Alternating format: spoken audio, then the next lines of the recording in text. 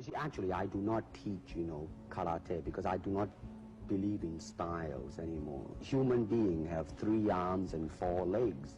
We will have a different form of fighting. In a revelation that's shaking the very foundations of martial arts and cinema, Chuck Norris finally breaks his silence on the untold story behind the tragic and mysterious deaths of legends Bruce Lee and Brandon Lee.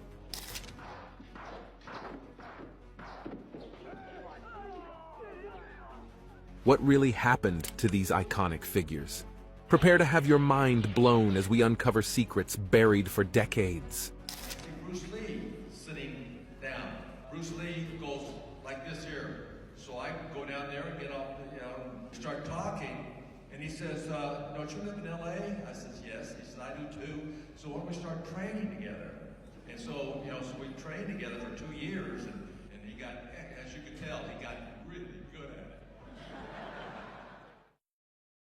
Bruce Lee and Chuck Norris are 2 of the most legendary martial artists and action stars of all time. But how did they meet and become friends?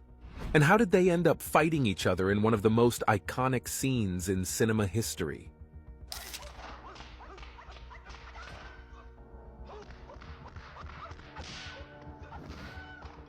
The story begins in the late 1960s, when both Lee and Norris were rising stars in their respective fields. Lee had already made a name for himself in Hong Kong with his first 2 films, The Big Boss and Fist of Fury, and was looking to expand his horizons. Norris, on the other hand, was a world champion in karate, who had won several tournaments and titles in the US and abroad. The 2 first crossed paths at the All-American Karate Open Championship in 1967, where Norris won and Lee gave a demonstration of his martial arts. Impressed with one another, the 2 met after the event and began discussing martial arts and fighting. They soon discovered that they had a lot in common and decided to train together in Lee's backyard. Lee, who was always open to learning from others, was able to pick up some valuable tips from Norris, who convinced him to practice high-kicking techniques.